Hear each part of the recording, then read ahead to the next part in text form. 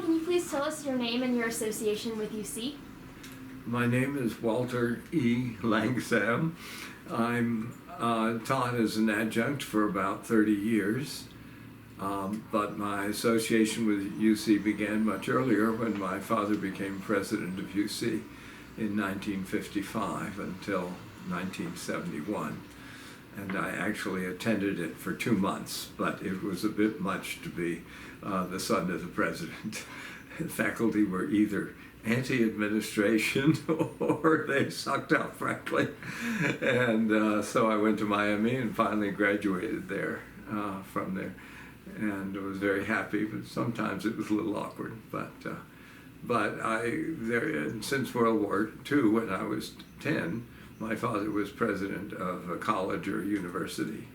And so I grew up really understanding how academic and administrative affairs occurred and how they affected people, faculty, administration, and students. And also I taught at Ollie.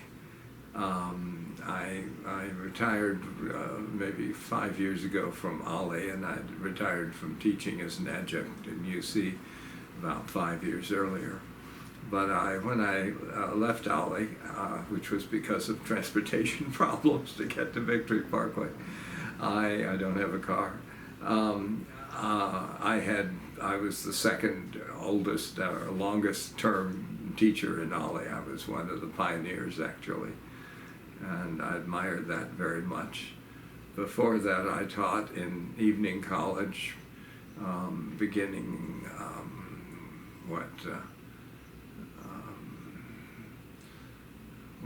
30 years before, 10 years ago, I guess, 40 years ago. And I started in evening college teaching art and architectural history. But I was fortunate enough to be given an opportunity to teach in DAAP as an adjunct professor in art history, and I taught usually architectural history. So I really was involved within UC proper, you might say. And I was very much involved as an architectural historian with Peter Eisenman's DAAP building.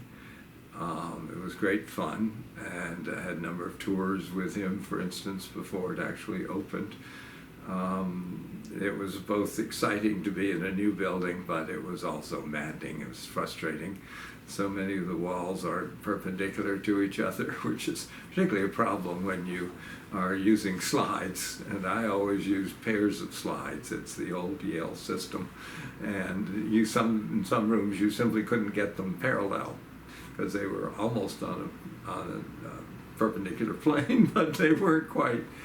But still, it was exciting to be involved with that building. And I taught in other buildings before that, in the library to begin with.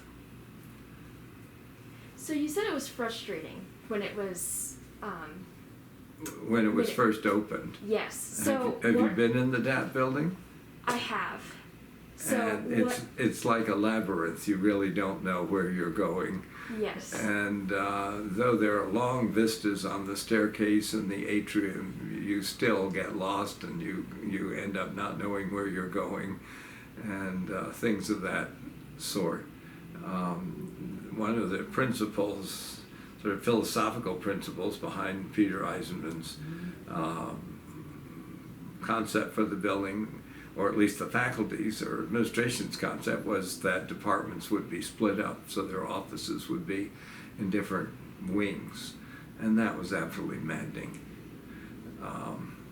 I don't know whether they've gone back and sort of consolidated them or not, but in many visual ways it's very exciting, particularly the atrium area. It was a privilege in a way to be there. It was one of the first really fully computer designed buildings in the country. A group, Peter Eisenman taught at Princeton. He had a group of students who were brilliant at visual graphics, architectural graphics, and they got together and they really invented how to render three-dimensionally in 2 dimensions. And but it also speeded things up and so on, but it also allowed kinds of angles and interrelationships of parts and spaces that really had never been possible before. Zaha Hadid, for instance, based her inspiration on that she'd maybe already been doing some of it, but that ability to render in 2 dimensions, 3-dimensional reality. So that was an exciting part of it. And some of the faculty, one of the leading project managers for DAAP, may still be teaching there for all I know. I know he has an office a block away from here. Michael McEntee, he's a great and brilliant guy. What other things have you seen expand on campus through your time there? Well, one thing was not an expansion that I wasn't at all happy about. My father was responsible for CCMs being brought to campus and for the building, really. And also WGUC, I may say. And also setting up evening college, setting up the junior colleges, or community colleges they're called now, and also evening college. And unfortunately, while I was teaching there, the new administration decided to limit what's it called, open access. They no longer wanted to just have to take everybody who'd completed high school. I think that is very democratic. It was maddening for me, who's awfully highbrow, frankly, to try to teach open access students, but I admired them. They were trying, and many of them, some of them anyway, succeeded. But to get rid of them, and also at the same time, to be honest, to bring back fraternities and sororities, suggested an anti-democratic process or attitude. I think I can say that safely to you. That's really what seemed to be happening at that time. And that would have been, when I say 40 years ago, in the early 80s. Yes, I began teaching in '85. So other than like internal things that you've seen expand, what architectural things have you seen, and what are your thoughts on the architecture that's changed over the years? Well, my father was responsible for all the worst architecture. Before him, it was really quite high quality colonial revival, mostly, or deco variants. And but I think maybe I should say what I think is very important. When we came here in the 50s, the university was a municipal university. Have other people mentioned that? Yes, it belonged to the city, and the city was loyal to it, and vice versa. And if you said you went to UC, it was a certain prestige.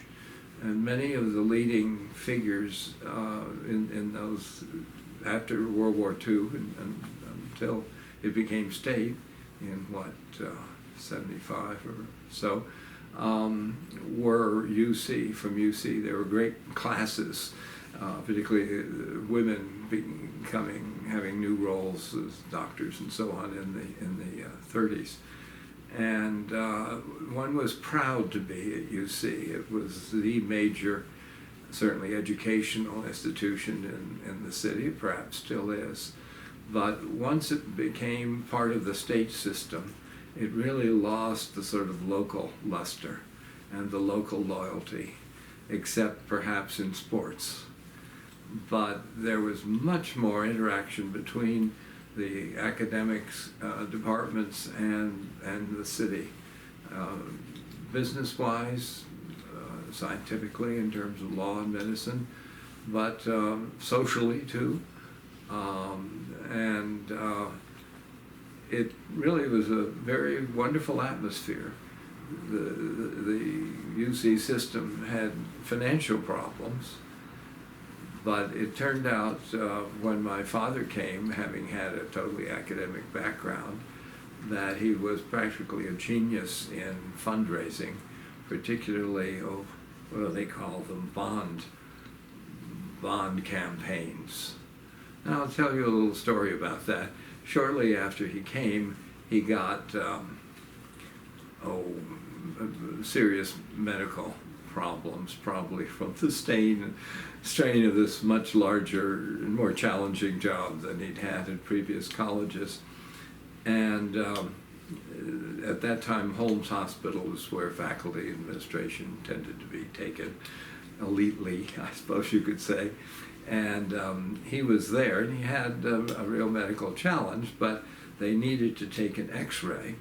So wearing one of those paper gowns that's open in the back, literally open in the back, and he was the most physically modest person you could imagine, and he was rather aware of his dignity.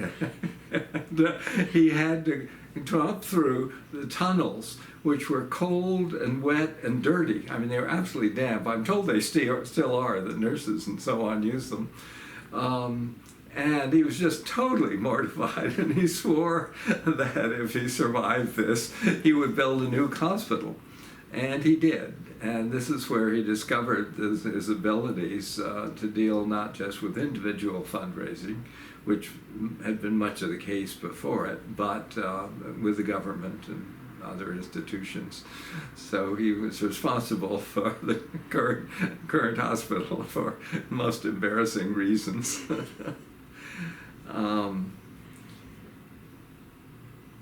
I came with my family here in '55, but I'm a Prexy's brat, which is a term that refers to the children of college presidents who either do just perfectly brilliantly or, like me, have all kinds of psychological problems relating to it. The way you can hurt your parents if you want to is by flunking, and I was quite an expert at that, even though in 3 or 4 other colleges, even though, you know, I had what it took, and always did very well when I was doing well. And as I said, I moved to Cincinnati about '56, and I got my first non-academic job, and I'd never had a paying job. I worked at a library once where they called me Crown Prince. Just mortifying. But it was a creep who did it, the librarian. And I got a job at Du Bois bookstore. It was my first real job. It was marvelous, actually. And I loved working with books. We also sold records and the first high-class paperback books. It was really quite innovative while I was there for a short while.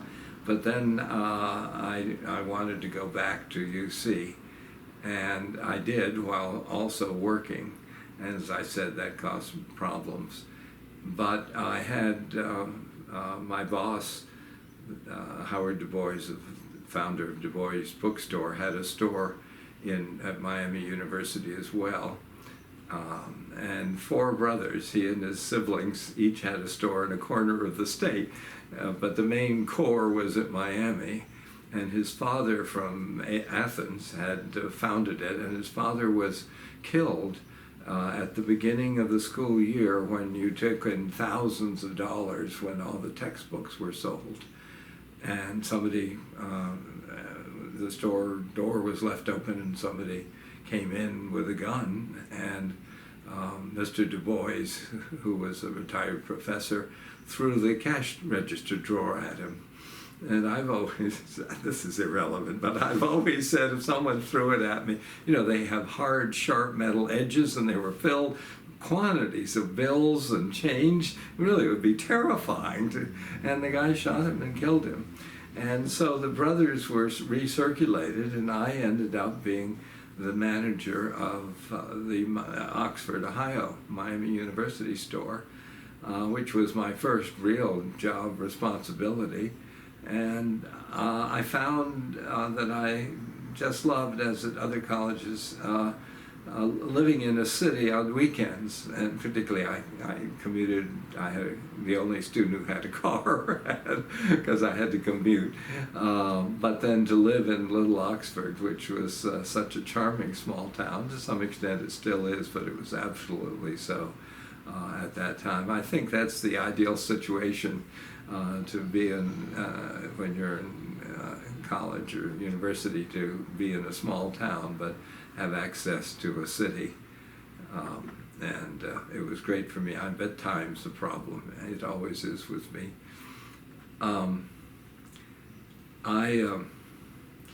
Anyway, so I was able to commute, and I also was able to graduate.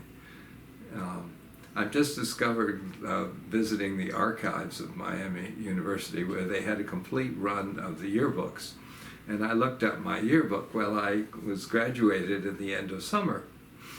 And I've always thought I graduated in 1960, but that's when I went to New York. I really was a graduate of summer 1959, and I couldn't find myself in any yearbook because the yearbook was in June, and I was graduated in the fall. It was very frustrating, actually. But anyway, I was then able to go to New York, which was rescued me. And I think everybody should, go to a different graduate school from your undergraduate work, preferably not in the same town.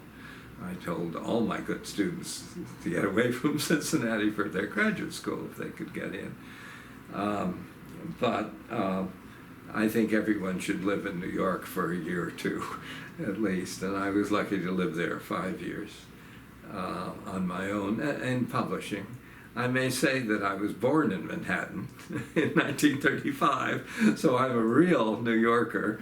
And in my early years, we were in upstate New York, and then on Staten Island from 45 to 52. And it was a marvelous experience to go to New York. I tried a little evening college at NYU, but actually there was so much else to learn in New York. My job was dull, and I got home at 4:30 or 4:45, so I could always get rested before I went out for the evening, and had just a marvelous cultural and social life in New York.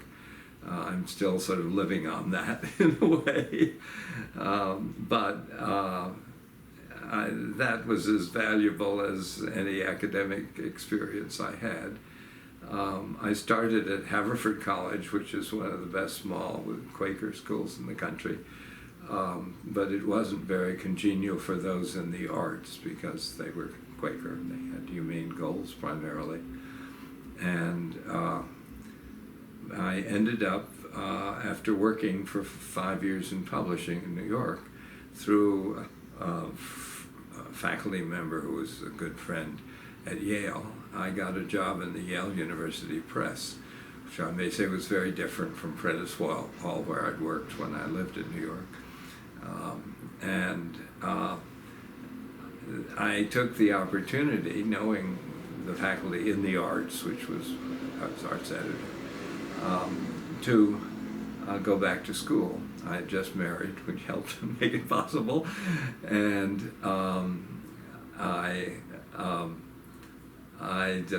it was just almost the best thing that ever happened to me. It was to go back to graduate school.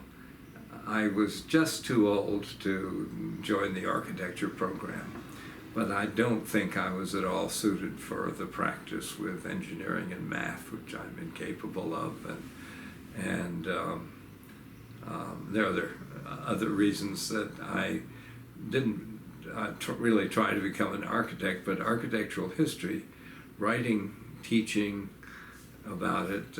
Later on, leading into historic preservation in Kentucky, and here, and was just absolutely right for me. And you may not know, I published a book called Great Houses of the Queen City. Have you seen that? The white book with Yes, I have. photographs by Alice Weston, who sponsored the book, and then I wrote the text. And many people think of it as a coffee table book, but it was really my last major opportunity, I thought that from the beginning, to say everything I had to say about Cincinnati. I'd early worked in Frankfort, Kentucky, in Louisville, Kentucky, in Lexington, finally in Covington, in historic preservation, and had taught in local architecture in all those universities. I'm someone who was frankly trained in my field as well as I could at Yale, with great teachers like Vincent Scully, who was the most popular teacher in America, apparently, and other authorities in my field, which was really Victorian architecture. But many people from Yale and Ivy League schools and even the state universities in architecture and so on were great snobs about local architecture, and I've always enjoyed local architecture. And I think my teaching Cincinnati architecture was one of my most valuable contributions, along with lectures and tours and promotional activities for the book. I even taught in real estate firms, and I think I probably did more practical good with realtors than any other single activity I ever did. But through that whole period, I did teach Western architecture. That's all we taught at that time, although I tried to go a little east and south, and American art and architecture and Cincinnati architecture. In DAAP, I taught in art history, but I had many students who were from the architecture and interior design. I had a particular emphasis on interior design. I have, long before I was directly involved with the university, at some of the other places I taught, I saw it, and I certainly saw it at UC. I have worked for state and local government, for large-scale firms like Prentice Hall, for Duttenhofer's and Du Bois bookstore here, large and small scale, and no environment is less unpleasant than universities. Have your other professors said any of that? Well, the interior competitiveness and struggle and maliciousness and destructiveness inside faculty departments is just devastating. Can be so petty, and it can go on for years. I only really had to go to one faculty meeting when I started teaching. I became an associate professor in DAAP for a few years, and I only went to one meeting, and they were arguing the same points they'd been arguing for 30 years, and I came in full of enthusiasm and some knowledge about how things work, and it was perfectly obvious that these suggestions had been made over and over again, but there were older members of the faculty who were simply not going to let any change occur, even in the new DAAP building. And I have a number of friends who, some of the most brilliant and teachers who have given most, continued to do research and publication and encourage lectures and advise students and so on, who, because other faculty were jealous of them, have had terrible times getting tenure. The very ones who deserved it most. Are you in DAAP? So you don't know who I'm talking about. It was all 10 years or more ago. But, and the relationship between the dean and the school heads, which we have within the College of DAAP, was often just devastating, not supportive, but destructive. And I suffered from some of it too, but I observed it in others. And in fact, when we first came here, my father and mother as a team came in '55, and not an official team, but an actual one. They'd been hired. My mother was wonderful person and a great asset to the university, along with my father, not just supporting him, but the university. And there was a dean, there was a professor, I guess I shouldn't say what department, who was very brilliant as a teacher and adored by the students. But he was part of a sort of professional anti-administration cabal. And it was hard to believe when I came here, it was really a year after my father was hired, there were groups of anti-administration, particularly anti-presidential faculty members. And he hadn't had a chance to do anything yet, but he was different from the previous president, and there's always tensions along there. And I came home one time, and my father was really very upset about the attacks from this professor, particularly. And we knew and liked him. And I said, why don't you make him a dean and let him see what it's like to be on the other side? And my father did, basically. He didn't do it on his own. The trustees were there and so on. And he did, and he committed suicide a few years later. The strain of being in the administration was just too much for him, and really wasn't what he was suited for. But that's perhaps the most unfortunate incident I've observed. I sort of feel a little guilty about it. But, and changes of administration can be absolutely devastating. Particularly, well, in the case of my father, he'd been here 16 years. It was a period of almost continual expansion after the war, 5 years, 10 years after World War II. I call it the war. I still think of it that way.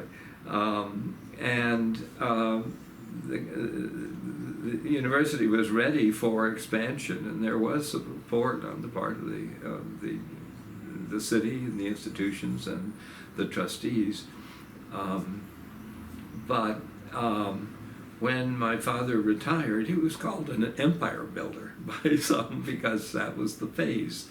It was the country as well, when they recovered from the war and then started expanding.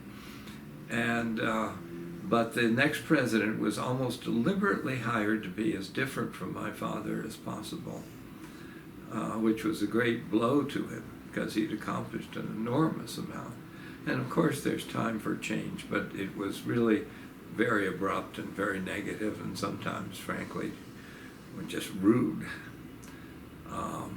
That does happen, and it has happened since then, actually, at UC.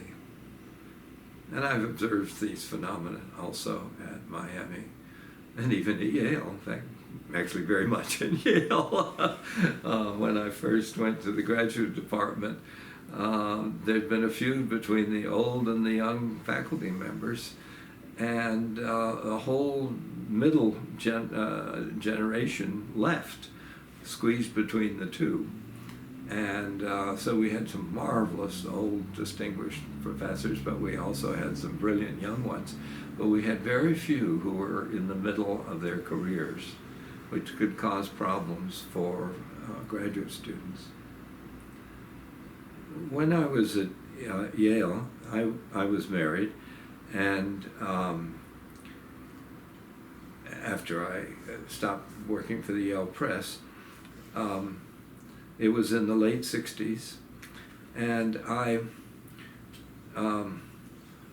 joined something called the Graduate Student Senate, I was the secretary of it. The university had created a great report about the states and possible improvements of the graduate school. Of course, it's one of the great graduate schools in the world, and but there were frictions and tensions and some real problems. And this was 67, 68, and not just located at Yale. And no graduate student had been consulted in this major report on the fate of the condition and fate of the graduate school. Literally none. And they knew nothing of our living conditions, and which was a major factor, and just what it was like to be a graduate student at that point, which was a challenging period. So we, a group of us, graduate students, got together. Many of them were writing their dissertation, so they had sort of freer schedules. And many of them were just fascinating, brilliant people, particularly the president of the Senate, called Morgan Cooser, who went on to quite a career in using modest documents to study slaves' lives and conditions. He was one of the first to look at things like land and taxes and ordinary statistical materials, which was happening in history all over the world at the time. But he studied enslaved people, and our meetings were held entirely by consensus. We never used the parliamentary procedure, which I loathe myself. It causes more problems, in my experience anyway, than it serves. And we often were there 4 or more hours.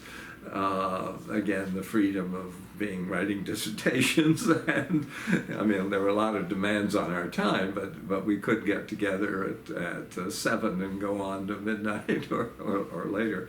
But we always reached a result through his brilliance, I think, in conducting such meetings. And I finally wrote the report. I left Yale soon after, so I didn't actually, really wasn't there to observe the results of it. But the original committee and the faculty obviously learned from it, and I believe there were many other, the faculty, the graduate students had much increased roles in later decision making. That was one of the most positive and interesting things I ever did. I was older than the other graduate students, most of them, not necessarily in this group, but and so I was a different generation almost, even with just less than 10 years, and being married and so on made a difference. And I want to tell you an anecdote from that phase. At Yale is the Ingalls hockey rink, which is designed by Eero Saarinen. It's a great swooping whale-like building. Inside it has all these ribs. It curves sort of like this. And it was used for large-scale meetings. And they had one to decide whether to get throw ROTC off campus or not. And I was there for 3 votes. And in each case, it was 1,328 to 1,328. It happened 3 times, and I'm here to tell you that's true. And so they just forgot about it. It was the end of the school year. They did something about it in the fall, but and that seems so like part of the late 60s, as did this graduate student senate. And I'll just, if I may, just tell you one anecdote. The Living Theater, which was one of the most avant-garde and daring and politicized theater groups in the country in the late 60s, played at Yale. My wife taught in a very unfortunate Head Start program. It was one of the first in the country in most deprived areas. And she'd had to get up at 5 and get ready, and it was just devastating. She was an idealist, and it was just maddening. And the children didn't know up from down and in front and behind. They'd spent most of their lives watching television with no contact with adults, no conversation except shouting. It was a horrible circumstance. So she was very, very unhappy about her part of it, my having started it at the press very prestigiously. And where I would get up around noon because my first seminars would be 1 or 1:30, and so our schedules were completely different. And I would stay on campus ostensibly to do research and study, which I mostly did. But when there were interesting events like the Living Theater, that's not quite the name, I would take advantage of it. But I fortunately decided just in time not to go to the Living Theater. They were famous nudists. Hair was sort of part of that movement. And they took off all their clothes, and then they encouraged everyone in the audience, this is the late 60s, to take their clothes, and they all went out on the street. And I think I would have enjoyed it, actually, from several perspectives, but I wouldn't have been happy if my wife had seen my picture in the paper. I'm sorry. Are there other questions that are more specific? So what was it like being an adjunct professor at UC? Oh, I almost wish you wouldn't get me on to that, but that's probably what you really should hear. Again, we were treated horribly, taken terrible advantages of, particularly financially. When I started in '86, I think, something like $300 a course. And it went up to $800 in a few years.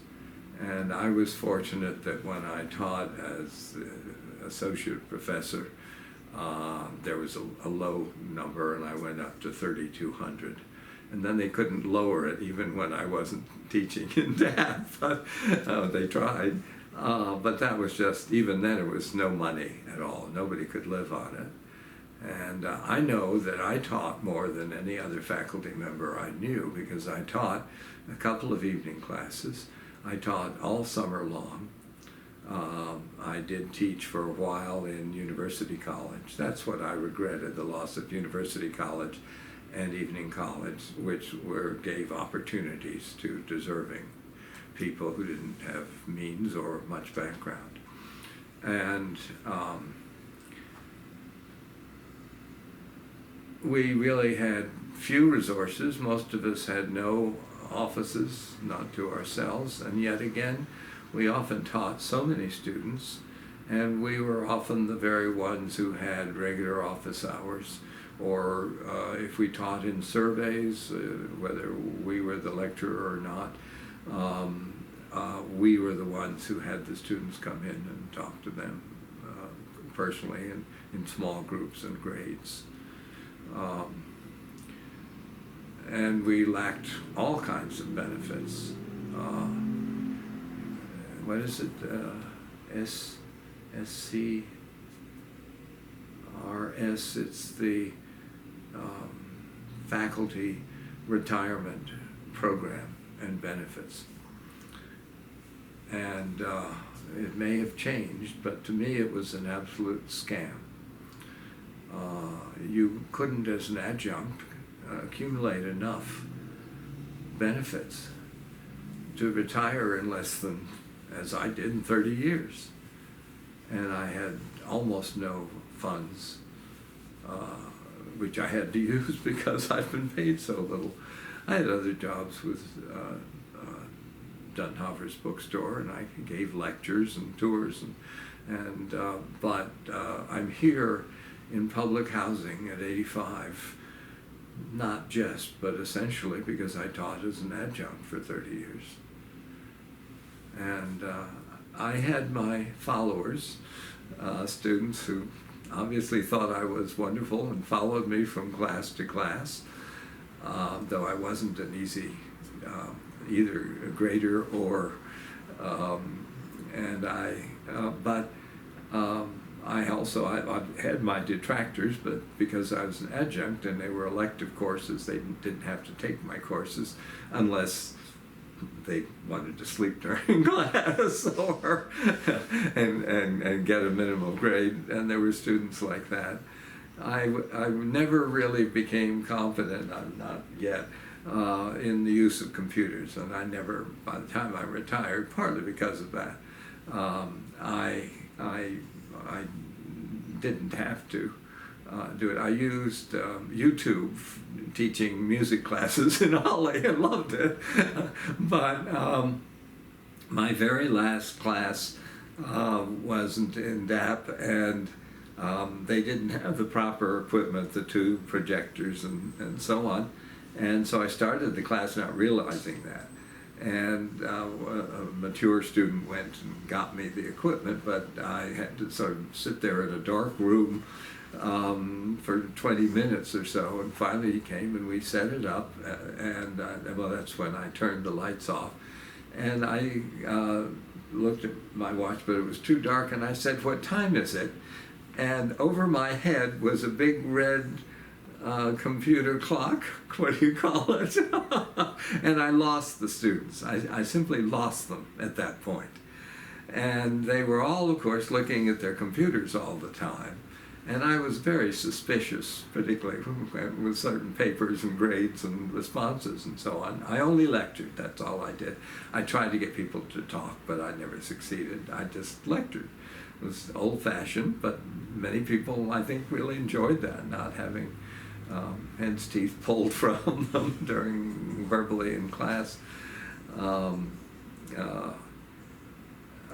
But anyway, in my very last class at DAAP, I walked down the aisle and looked at the computer screens, and it was dark, and they were busy playing their games. They weren't paying much attention to me, I felt. But the girl I stopped and looked at was looking up all the works of art and architecture I was talking about on her computer and making the most fabulous notes. You know, she copied everything somehow into the computer or made reference to it. And she turned out to be the best student for that reason. It didn't let off the others off the hook, but it embarrassed me.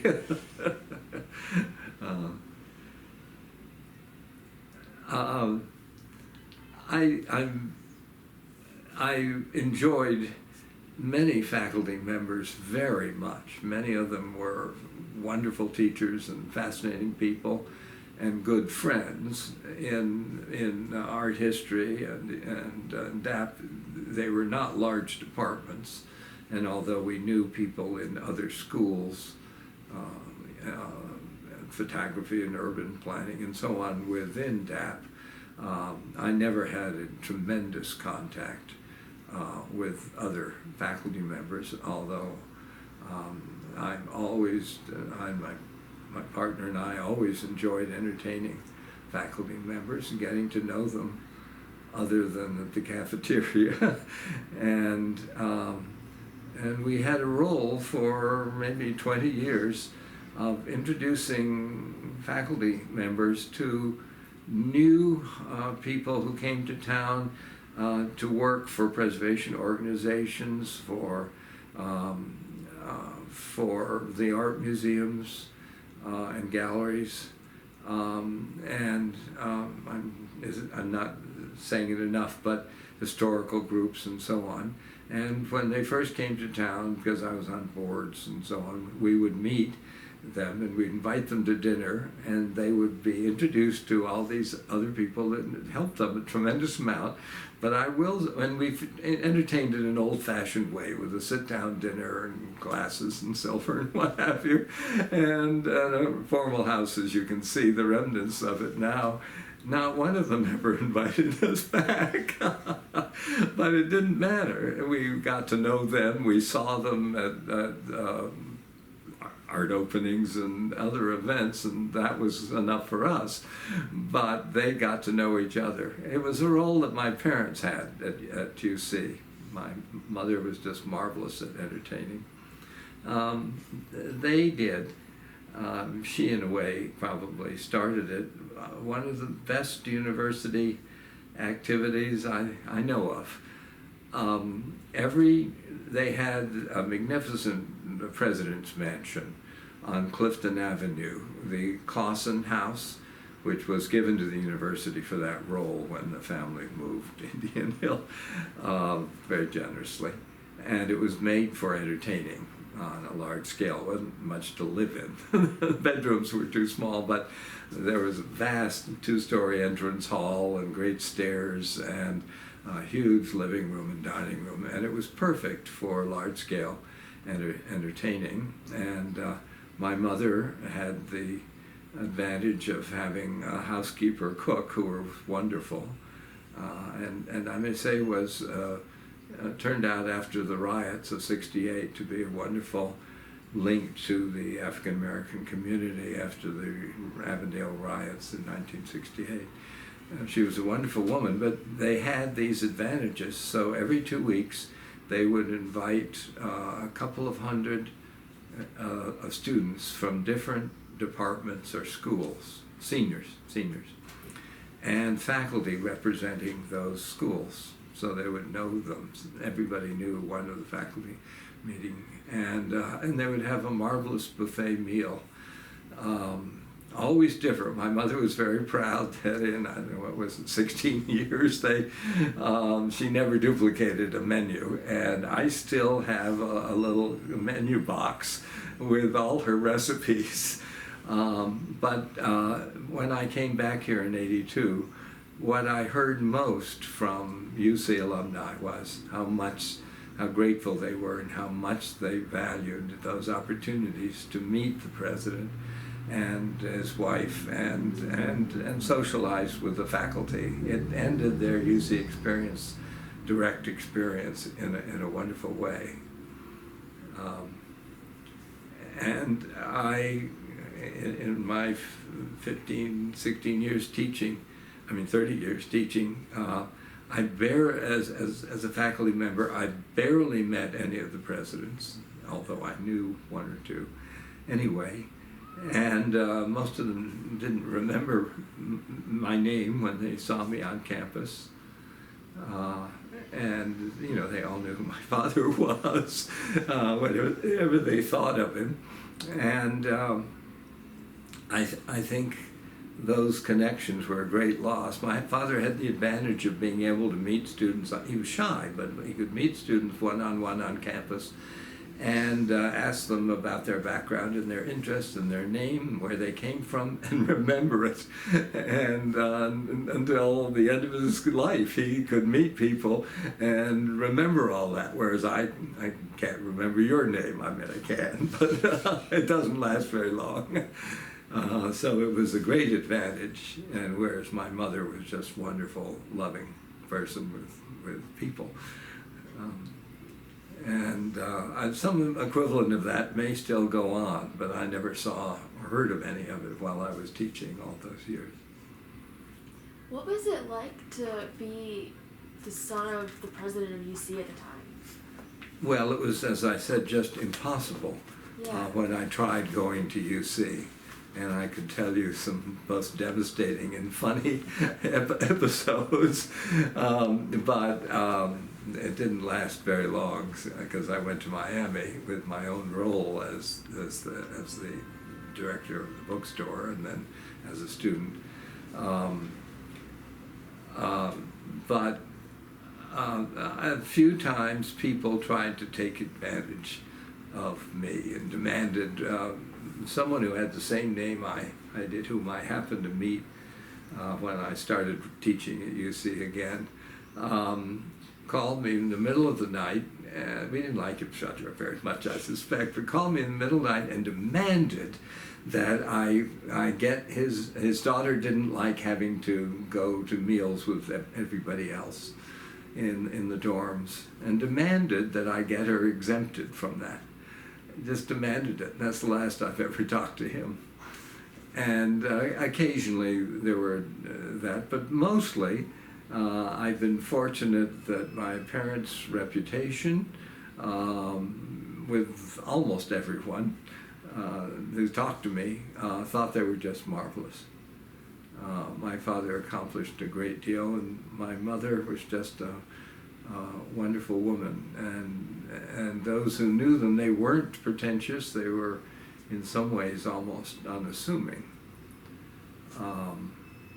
Although socially, they were involved with the trustees and donors and people of that sort. But I don't think it ever affected their dealing with people in general. The president of the university, at least at that time, and it may be an equivalent now, probably in sports primarily. I'm not a sports person, so I may well be prejudiced, but it is true that many of the donors and the trustees are as much involved with the athletic programs as anything else. My father just adored sports because he grew up not being able to have any. And I think I have sort of lost track, but he was allowed, while it was a city institution, to walk first in any parade in Cincinnati before the mayor and the council people, because UC ostensibly was founded in 1819, and his institution was older than the city. And he had a wonderful cap and gown, and he literally, I saw him several times, literally leading a parade. And the second most important person, at least on campus, I guess, the major dean, came from the University of Mexico or something, which was dated from 1535 or something. So he could go in front of everybody. And that's a sense of the prestige of the college. My father and mother, between them, joined every kind of organization. Sometimes my mother was free to be president of them. Some were conservative, like the DAR and garden clubs, but she was also very concerned and active in some social issues. And my father went, practically every day went to a luncheon meeting of some organization, from very, well, what can I say, ordinary groups to the elitist, most elite, I suppose. That you can't say most, for elite is elite. Somebody asked me, she started working at the Queen City Club, downtown, the main city club, which we were members of as part of being president of the university, that and the country club and the university club, which were at that time, again, the elite groups and marvelous places to meet and get to know the people who ran the city. Well, inside the Queen City Club was a group of maybe a dozen, if that many, distinguished leaders of the city, the presidents of the college, the archbishop, the head of the leading law firms, P&G. I don't know about Kroger back then. But they were all very distinguished men, naturally.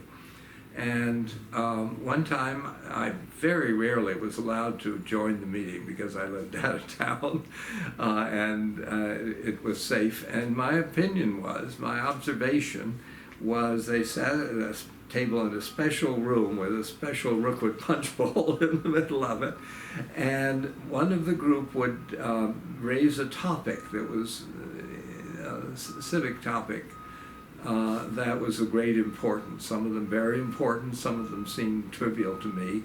And then they would go around the table, and these representatives of all these important, influential institutions would say what their attitude was towards. So they worked out potential conflicts in private and confidentially.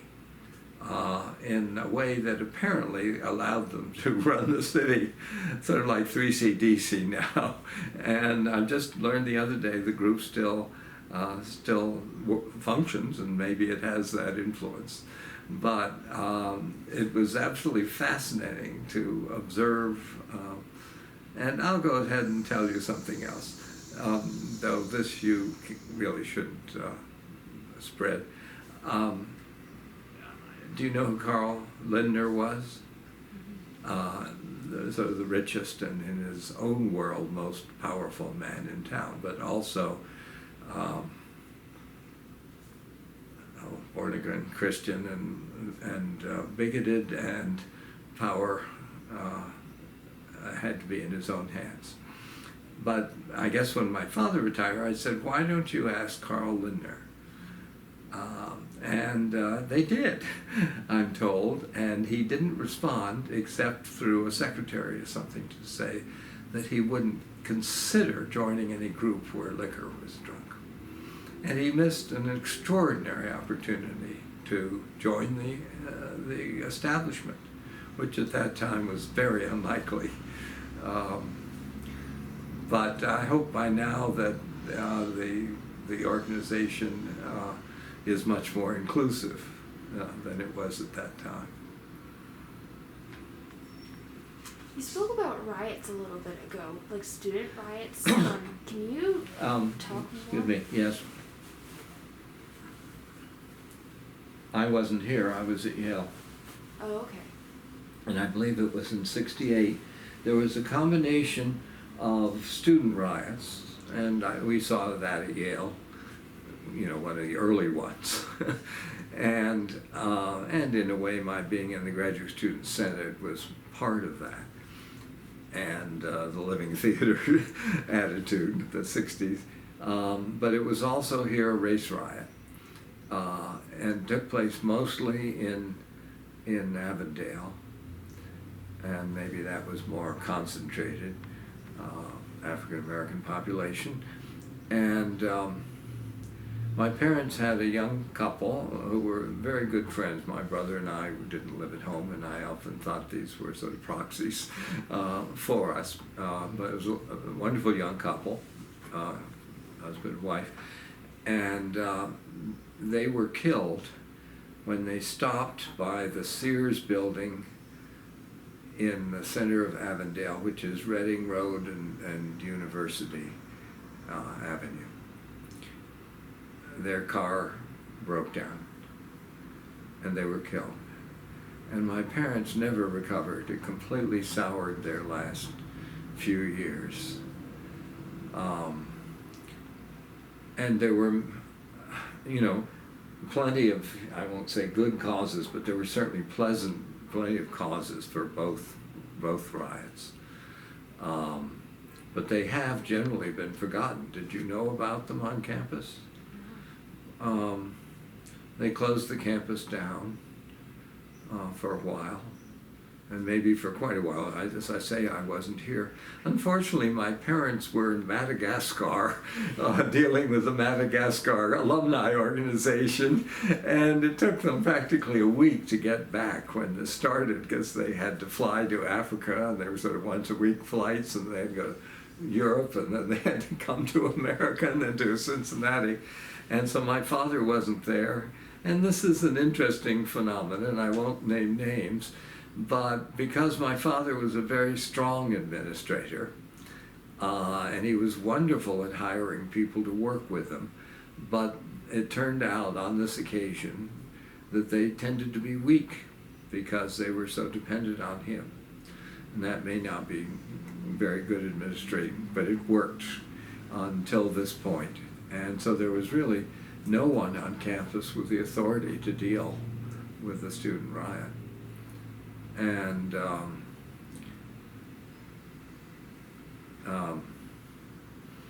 as I said, when he came back, it was too late. I've met some of these students who sort of closed down the campus, invaded the administration building, including my father's office, and I've talked to them about meetings they had with him, and also young faculty and some of them still didn't forgive him. I've been surprised in a few cases who were rather hypocritical. There was one mayoral candidate some time ago whom I met at the head table of a meeting, and he went out of his way to tell me how wonderful my father was, how fair, and how he welcomed them and had all the answers at the meeting. And a week later, in his campaign, he announced that he led this assault on the president's office, and he told Dr. Langsam what was what. And this was in a week, these contradictory attitudes. And that was tough to deal with. Whether in the long run, something like that in both cases was necessary. But they're not well known. I have friends, my own age who were here and were on campus, and it was a terrible time for them. Those students were trying to get degrees and so on, and those who were sympathetic with the problems. As far as I was concerned, I was a graduate student in Yale, and aside from that committee, I wasn't very directly involved with the protests. But it changed the whole character of the campus, and to some extent afterward. And I'm sure that was true here.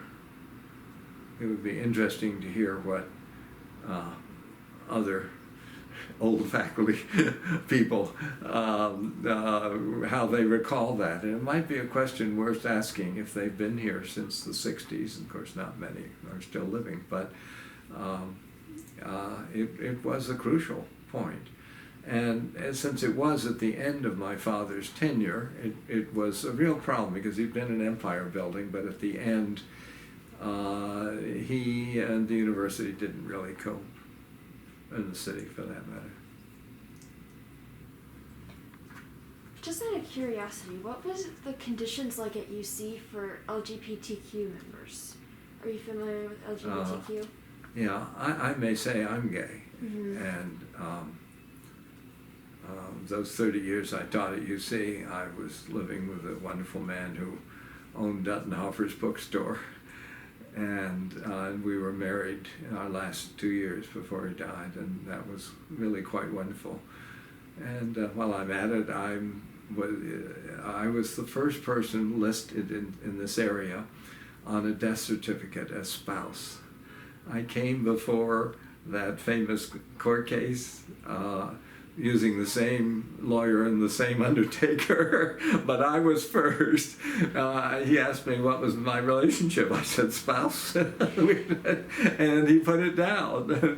He's a good friend now, it turns out. I was in an awkward position as the president's son. People were afraid of me, and I was also a rather emotional, demonstrative person. I wasn't exactly safely in the closet. I was very naive. And although I knew gay people and had some close friendships with them when I was at UC and at Miami, shall we say, nothing ever resulted from it.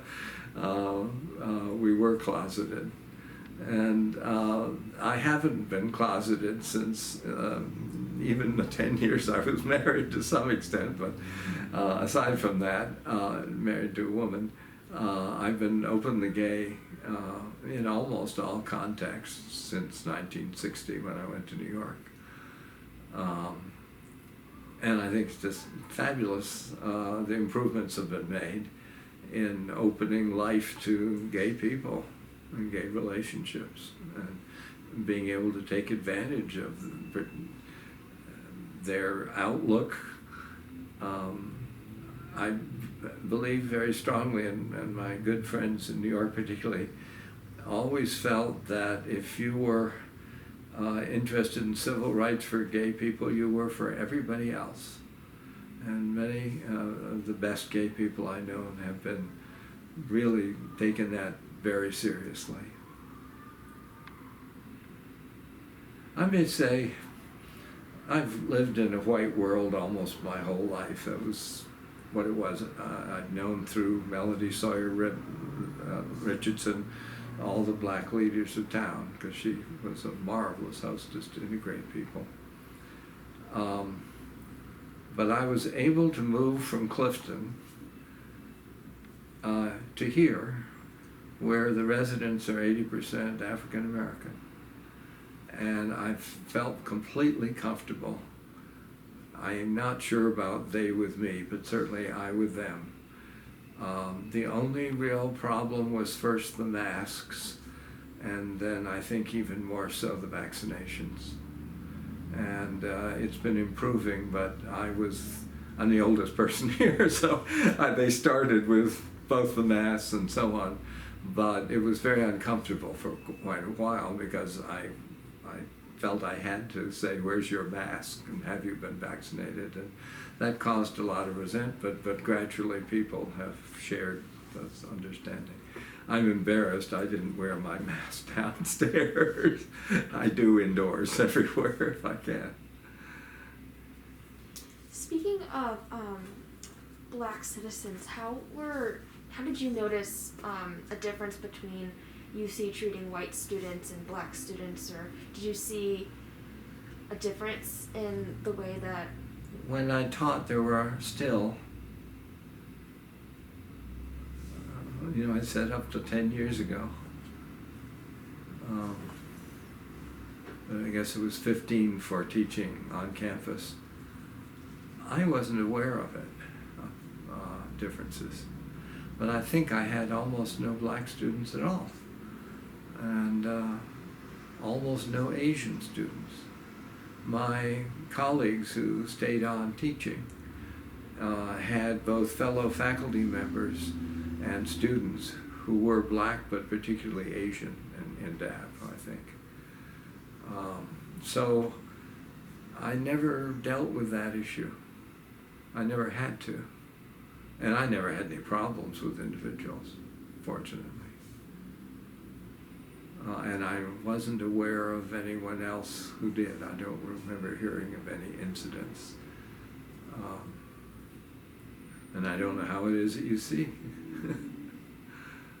It's infinitely more diverse than it was, isn't it? Is it? Yeah. And supportive. Mm-hmm. Yeah.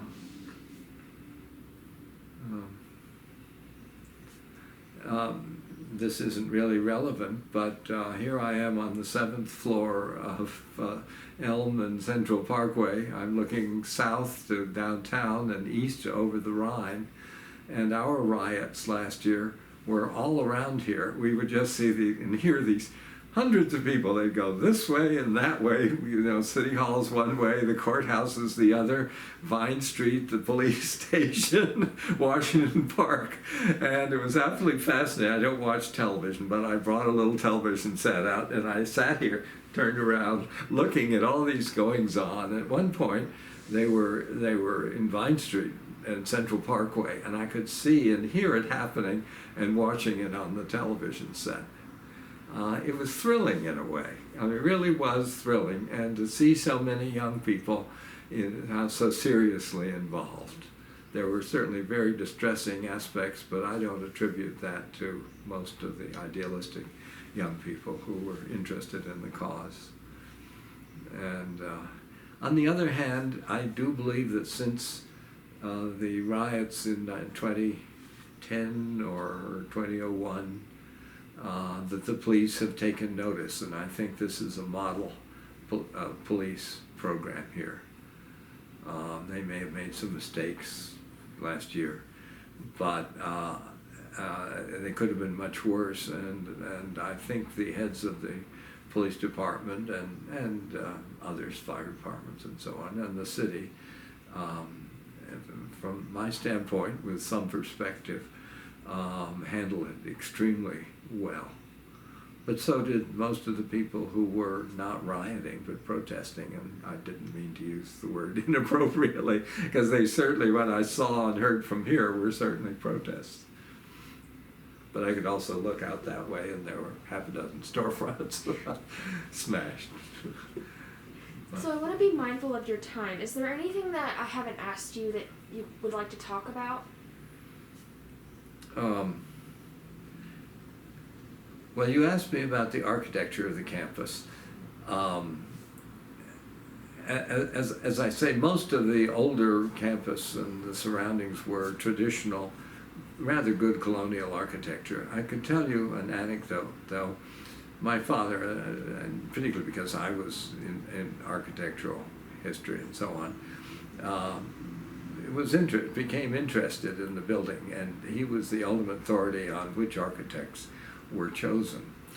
And this again is under the city rather than the state. And I remember I overheard him sort of saying to himself, now look, we've had a Catholic architect, a Jewish architect, it's time for a Protestant. And that is how the crass decisions were made. And they had to be, because architects and builders and insurers and realtors are extraordinarily important supporters of the university. I don't think people realize how incredibly important construction is financially in the university. But the buildings, nevertheless, were no great shakes. Crossley, interesting, was the most innovative. And I remember coming home and passing it at night when there were cranes and lights, and it's the first continuously poured high-rise building in the world, supposedly. So they had to work all night long. That should be remembered when they try to tear it down. That's why it's so hard and expensive to tear it down. But I do think the Starchitect program, that's not what it was called here, under President Steger, when they hired all the greatest contemporary architects. Zaha Hadid being downtown, but Eisenman and Graves and many others on campus. That was a conscious program to improve the quality of the architecture. They had to go through the state, and that was a real challenge. But actually the person who ran the program was not the president, who was very intellectual, culturally limited. That's all I will say about him. That's the least I can say. But he lasted longer than anybody else, but still. It was the finance director, Dale, and I've forgotten his last name, was an absolute fan of architecture and very knowledgeable. And he made it possible. He dealt with, he and some development people on campus dealt with the state, which was a real challenge. I mean, Ohio State had its own equivalent program with the Wexner Center, and other projects, but it was thrilling to be around, to work in the buildings and to walk through them and things of that sort. They're of uneven quality, and we all have our favorites. I happen to like Michael Graves, and most of the modernist teachers and students just hate Michael Graves as a postmodernist for being sentimental. And frankly, I think it was time to be sentimental and to be humorous and eclectic. So it was very refreshing. But to have examples of all these major architectural firms and to live and work in them was terribly important. And it had a great impact, at least for a short while, on the caliber of students in DAAP, particularly in architecture, and to some extent, I think, in engineering. To bring people here. It really had a major impact, as I say, not very long, because those are all fads and taste change. But it certainly was positive, and again, being right in the middle of DAAP, it was very exciting from its impact on DAAP particularly. Does that answer your question? Yes, it does. Well, thank you so much for your time, Professor Langsam. Is there anything else you would like to say? Well, it was a great pleasure to do this. It was a great pleasure having you. Yeah. How do you like my apartment? I love it. As I say, everything was in storage and it's still coming back. But I kept heirlooms, which almost nobody did. I had family paintings and portraits from Vienna at the turn of the century, Vienna, Austria. My father was Austrian. And I gave them to my daughter and her family when I moved back. But otherwise, almost everything is either something I inherited or bought with a spouse, or had always collected, knowing that eventually I would have family things, and so that they would mesh with each other. So Well, I hope other people will learn that lesson. My kids and grandkids belatedly have welcomed everything I have to give and offer and tell them about, and that's thrilling. It's one of the best things in my current life. That's amazing. Well, thank you so much. My pleasure.